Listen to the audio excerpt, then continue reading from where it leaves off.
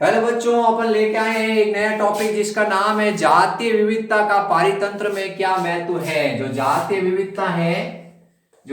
विविधता होती है यानी जैव विविधता होती है, ठीक है। जातीय विविधता को अपन जैव विविधता भी कहते हैं। उसका पारितंत्र में क्या महत्व है, ठीक है। पारितंत्र में क्या महत्व है, तो आपसे पूछा गया तो आपने इसमें दो क्वेश्चन और बनेंगे। एक तो क्वेश्चन बनेगा टिलमैन की परिकल्पना समझाओ।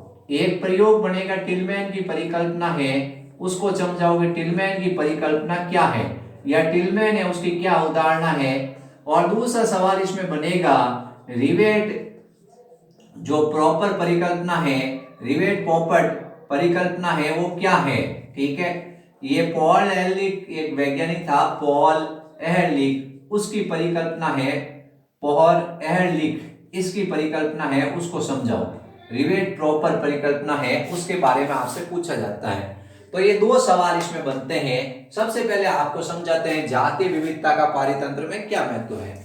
जातीय विविधता का पारितंत्र में ये महत्व है कि एक ये पारितंत्र है, इसमें क्या है 600 पौधे हैं, 600 अलग अलग प्रकार के पादप है। कितने पादप है? 600 अलग अलग प्रकार की जातियां हैं। और एक ये पारितंत्र है जिसमें क्या है 10 प्रकार की जातियां ही हैं। कितनी है? 10 प्रकार की जातियां हैं। अब इसमें 600 अलग अलग प्रकार की जातियां हैं और इसके द्वारा उत्पादन हो रहा है। तो अगर मान लो दो तीन जातियां विलुप्त हो जाएगी, दो तीन जातियां विलुप्त हो जाएगी तो उत्पादन पर प्रभाव नहीं पड़ेगा, यानी उत्पादन पर कोई प्रभाव नहीं पड़ेगा। यहाँ 10 जातियां हैं, 6 जातियां विलुप्त हो जाएगी तो उत्पादन क्या होगा? गिर जाएगा।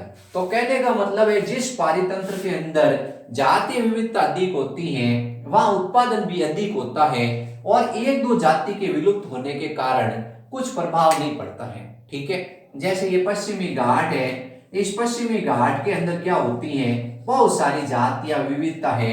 अगर एक जाति विलुप्त हो जाएगी तो उत्पादन पर कोई प्रभाव नहीं पड़ेगा। लेकिन ये मरुस्थल है, इस मरुस्थल के अंदर सिर्फ कैक्टस ही है, कैक्टस ही उगे हुए हैं और कैक्टस ही खत्म हो गए तो क्या उत्पादन होगा? जीरो होगा, कुछ नहीं होगा। तो उत्पादन टिलमैन की परिकल्पना ये कहती है कि किसी भी क्षेत्र के अंदर जो जातीय विविधता है, जो जातीय विविधता होती है वो उत्पादन को कंट्रोल करती है। जातीय विविधता किसको कंट्रोल करती है? जो जातीय विविधता समानुपाती उत्पादन। यदि जातीय विविधता अधिक होगी उत्पादन अधिक होगा, ठीक है। अब आपने देखा कि मान लो कि 20,000 चींटियों की जातियां हैं उनको अचानक विलुप्त कर देंगे तो नेचर सी बात है बहुत सारा पारितंत्र वो डिस्टर्ब हो जाएगा। मेंढक की ज्यादा जातियां विलुप्त कर देंगे तो पारितंत्र डिस्टर्ब हो जाएगा। एक दो जाति से कोई प्रभाव नहीं पड़ता है।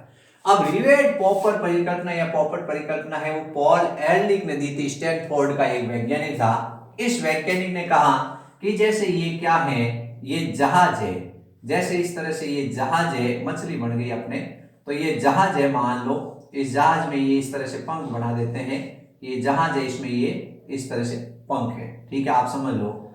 और यहाँ पर ये पंख लगे हुए हैं, इसके अंदर ये सीटें वगैरह हैं, इसके अंदर बहुत सारे क्या हैं, इसके अंदर बहुत सारे और भी है। जैसे इसमें अपन कह रहे हैं हवाई जहाज में बहुत सारे उपकरण या पुर्जे होते हैं।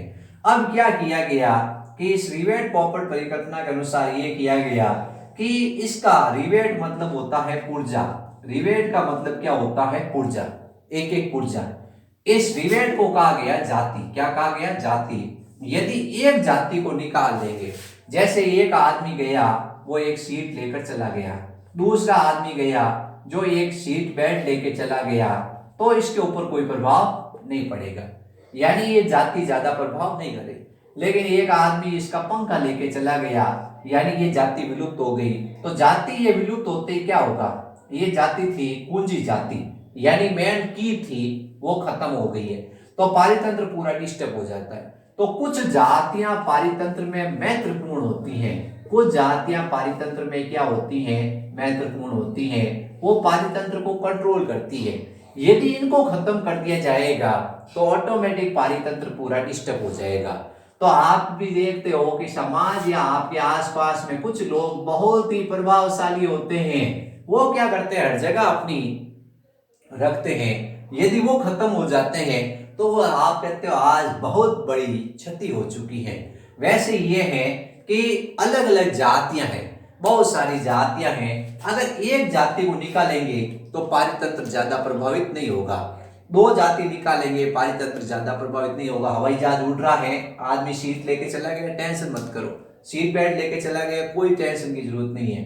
अंदर कोई और सामान लेके चला गया, कोई टेंशन की जरूरत नहीं है। जाति विलुप्त हो रही है धीरे धीरे, कोई टेंशन जरूरत नहीं है। लेकिन जिस दिन ये पंखा चला गया, उस दिन इंजन चला गया, उस दिन ये हवाई जहाज नहीं उड़ेगा। तो जातीय विविधता पारितंत्र का बहुत महत्व है।